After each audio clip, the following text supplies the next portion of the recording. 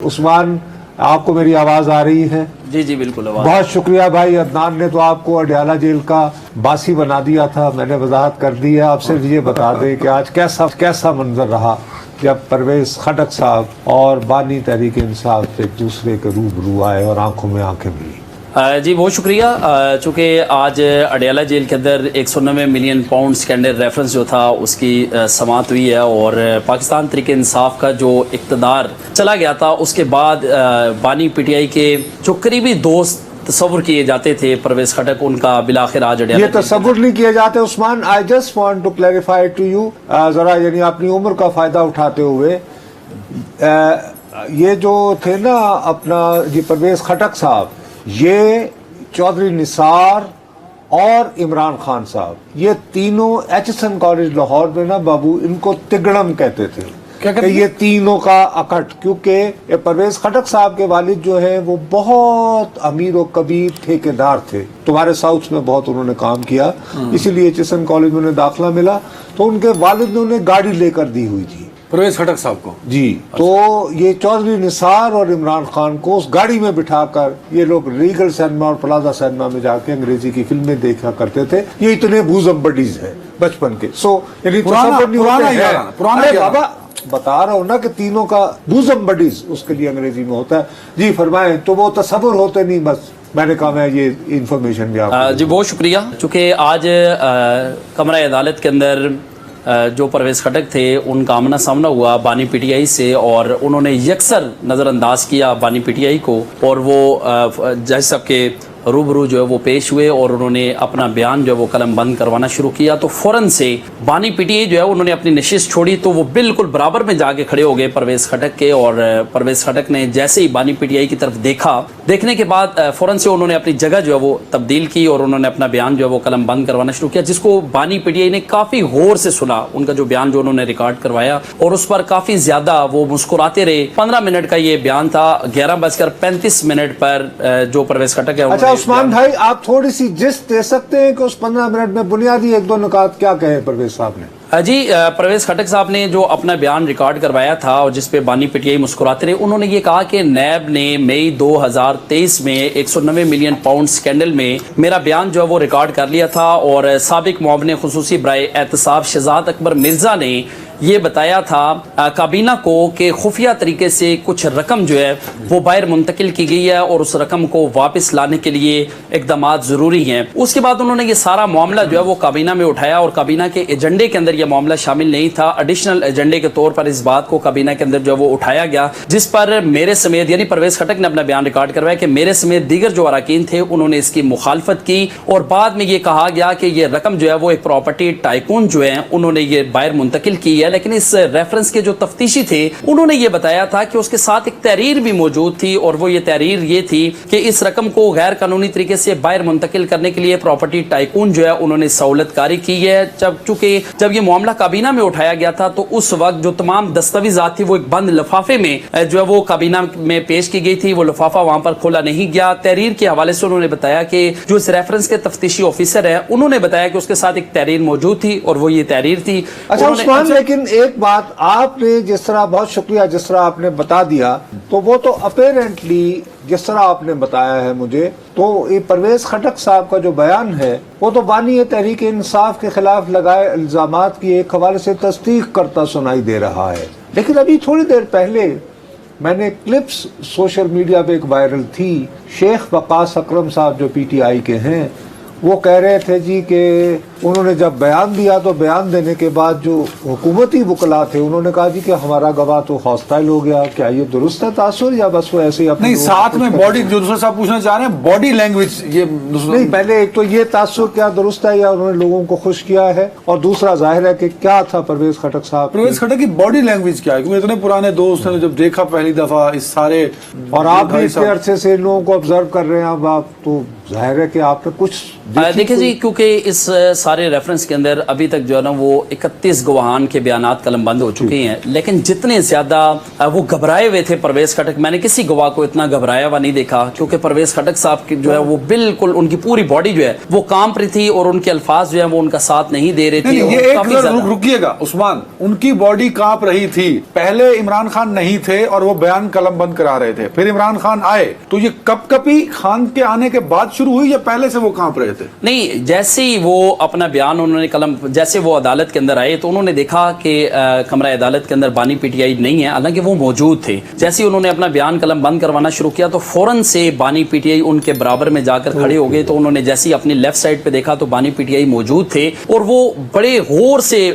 پرویز خٹک کو دیکھ رہے تھے۔ تو پرویز خٹک کی اس کے بعد جو حالت تھی، کیونکہ ہم نے کافی قریب بانی تحریک نے جب ان کو دیکھا اور انہوں نے بانی تحریک کو دیکھا تو وہ کانپنا شروع ہو گئے۔ جی بالکل، ان کے الفاظ جو ہے وہ ان کا ساتھ نہیں دے رہے تھے اور کپ کپی سی ایک ان کو تاری ہوئی تھی، اور کیونکہ بار بار وہ جو اپنا بیان ریکارڈ کروا رہے تھے تو اس پر فاضل جج جو ہے وہ ان کی بات کو تصدیق کروانے کے لیے ان کی بات دوبارہ دہرا رہے تھے، کیونکہ وہ ان کی آواز جج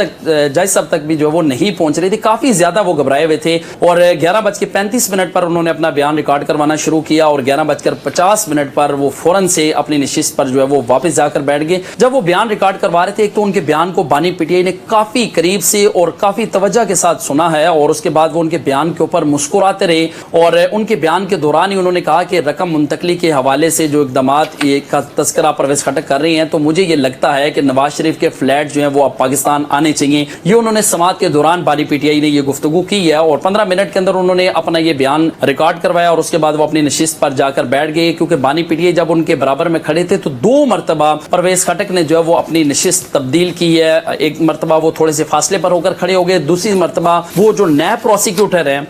ان کے ساتھ جا کر برابر یہ بتائیے عثمان کہ یہ واقعہ تو ہو گیا، دیکھیے وہ بانی تحریک اکثر کہتے ہیں کہ مائنڈ گیمز تو کوئی مجھ سے سیکھے، تو انہوں نے ظاہر ہے کہ پرویز خٹک صاحب کے قریب جا کر یوٹیوب روٹس مار کر لک دی ہوگی، تو ظاہر ہے کہ وہ خیر ویسے بھی وہ بیچارے پتلے دبلے ہیں، ہو سکتا ہے کہ آج ایئر کنڈیشنر جو ہے اس نے بھی انہیں کچھ سردی لگا دی ہو، خیر یہ یار تکلف کی بات کر رہا ہوں۔ لیکن یہ بتائیے کہ بعد ازاں آپ لوگوں سے ان کی گفتگو بھی ہوئی صحافیوں سے جو آپ موجود تھے، یعنی پرویز خٹک صاحب نہیں بلکہ بانی تحریک عمران خان صاحب کی؟ جی بالکل، کیونکہ سماعت کے دوران ہی بانی پی ٹی آئی جو ہے وہ صحافیوں کے قریب آئے، اور چونکہ آج صبح کا یہ معاملہ تھا کہ بانی پی ٹی آئی کے کہنے پر ہی ہمیں جو ہے وہ آگے شفٹ کیا گیا تھا، اور بالکل بانی پی ٹی آئی ہمارے برابر میں کھڑے تھے اور اس کے بعد انہوں نے گفتگو کی اور انہوں نے روٹین کے مطابق جس طرح عموماً وہ سماعت میں اداروں پر تنقید کرتے ہیں آج بھی انہوں نے تنقید کی ہے، اور انہوں نے ایک مطالبہ بھی کیا ہے کہ ہمارے جو کارکنان اس وقت مختلف جیلوں کے اندر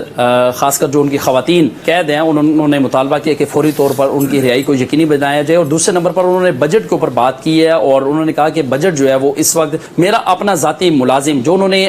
مثال بھی دی ہے کہ جیل کے اندر جو ان کو ملازم ملا ہوا ہے ان کا کہنا ہے کہ اس کو 40,000 روپے سیلری مل رہی ہے لیکن 41,000 روپے اس کے گھر کا بل آ گیا ہے، اور ساتھ انہوں نے یہ کہا کہ ان کی جب اپنی حکومت تھی تو ان کی حکومت میں 2.8 ٹریلین جو قرضے تھے وہ موجود تھے، لیکن اس وقت یہ قرضے جو ہے وہ بڑھ کر 8 سے 9 ٹریلین تک جو ہے وہ پہنچ چکے ہیں، اور انہوں نے کہا کہ قرضے جو ہے وہ بڑھتے جا رہے ہیں۔ ایک بات بتائیے، یہ کیونکہ یار کہ یعنی وقت کا پرابلم ہوتا ہے عثمان، آپ کو بہت زیادہ الجھا رہا ہوں، بات یہ ہے کہ کیا انہوں نے یہ بات آپ کے سامنے بیان کی کہ وہ کنوے کر رہے ہیں کہ ان کی ذات سے متعلقہ جو مقدمات ہیں ان کی جب سماعت ہو رہی ہو سپریم کورٹ میں تو آنریبل چیف جسٹس صاحب خود کو اس بینچ سے علیحدہ رکھیں، آپ سے یہ ان لوگوں نے کہا ہے زبانی طور پر؟ جی، اس سے پہلے جو سماعت تھی گزشتہ سماعت پر بانی پی ٹی آئی نے یہ کہا کہ ہماری 25 مئی کی ایک پٹیشن جو ہے وہ پینڈنگ ہے سپریم کورٹ میں، اور جو مختلف عدالتیں ہیں وہاں پر ہمارے کیسز جو ہے وہ زیر سماعت ہیں، اور عدلیہ سے ہمیں امید ہے، لیکن جو چیف جسٹس آف پاکستان ہیں ان کے اوپر ہمارے وکلا نے عدم اعتماد کا اظہار کیا ہے، اور انہوں نے ساتھ یہ بھی مطالبہ کیا ہے کہ جس طرح لیکن آپ صحافیوں میں سے کسی نے ان سے یہ نہیں پوچھا کہ آج آپ عدم اعتماد کا اظہار کر رہے ہیں جبکہ ایک ہائیلی سینسٹیو مقدمے کی، یعنی جو کہ انہی کی جماعت کا اٹھایا ہوا مخصوص نشستوں والا جو معاملہ ہے، اس کا فیصلہ آنے کی امید ہے. اس میں انہوں نے کوئی وجہ بھی دی ہے. اور عثمان مجھے کریکٹ کیجیے اگر میں غلط ہوں, وہ ان کیسز کی بات کر رہے ہیں جو انڈر امبریلا آف نیب ترامیم آتے ہیں, اس میں چیف جسٹس اس بینچ کا حصہ نہیں ہوں گے. وہ کہہ رہے ہیں, یعنی انہوں نے کیٹیگرائز کیا ہے, جیسے عدنان کہہ رہے ہیں. جی بالکل, انہوں نے بانی پی ٹی آئی نے سانیہ 9 مئی کے جو مقدمات ہیں اور نیب کے جو ریفرنسز ہیں اور ان کی جو پینڈنگ ہے پٹیشن سپریم کورٹ کے اندر, اس کے اوپر انہوں نے بات کی ہے. اور آج میں نے بھی بانی پی ٹی آئی سے یہ پوچھا کہ آپ خیبر پختونخوا کے اندر جو آپریشن چل رہا ہے, پاکستان تحریک انصاف نے شدید مخالفت کی ہے, تمام پولیٹیکل پارٹیز جتنی بھی ہیں ان میں سے پی ٹی آئی کا زیادہ رد عمل آیا اس کے اوپر کہ یہ نہیں ہونے چاہیے, جبکہ دوسری جانب پاکستان پیپلز پارٹی جو ہے انہوں نے یہ کہا کہ 13 سالوں سے خیبر پختونخوا کے اندر دہشت گردوں کی سہولت کاری کی جا رہی ہے, اس کے اوپر آپ کا موقف کیا ہے؟ تو بانی پی ٹی آئی نے وہ بالکل میرے قریب آئے اور انہوں نے آگے کہا کہ اگر ہمارے اوپر یہ الزام ہے کہ ہم نے خیبر پختونخوا میں 13 برس تک دہشت گردوں کی سہولت کاری کی ہے, تو ہمارے دور اقتدار میں سب سے کم دہشت گردی کے جو واقعات ہیں وہ رونما ہوئے ہیں. خیبر پختونخوا کے علاوہ اگر پنجاب اور سندھ کی بات کریں تو وہاں پر دہشت گردی کے واقعات زیادہ ہوئے ہیں, اور انہوں نے ہمارے اوپر جو مقدمات درج کیے ہیں وہ بھی پنجاب اور سندھ میں درج کیے گئے ہیں. تو میں نے ان سے یہ پوچھا کہ آپ کے جو وزیر اعلیٰ ہیں اس وقت علی امین گنڈا پور, وہ بھی ان کو چیلنج کر رہے ہیں کہ آپ ان دونوں جماعتوں کے خلاف جو وہ خیبر پختونخوا میں بھی آپ مقدمات درج کریں گے, تو اگر آپ وہاں مقدمات درج کریں گے تو آپ کے خلاف جو مقدمات یہاں درج ہے اس کے اوپر آپ کی حکمت عملی کیا ہوگی؟ تو ان کا یہ کہنا تھا کہ سیاسی جو جماعتیں ہیں ان کو بات چیت کرنی چاہیے, اور اسی طرح انہوں نے پھر بات کی. اور سیاسی جماعتوں کو بات چیت کرنی چاہیے, ظاہر ہے کہ بھئی یہ چیزیں دیکھنی چاہیے کہ ریپرکشنز ہو سکتی ہیں. اگر آپ میرے لوگوں کو وہاں پہ کرو گے تو پھر کے پی والے وہ دوسروں کو. آپ کا عثمان بہت بہت شکریہ آپ کا, ہم نے بہت وقت دیا. کیس کی وقت اتنی رہ گئی ہو کہ اس کے لیے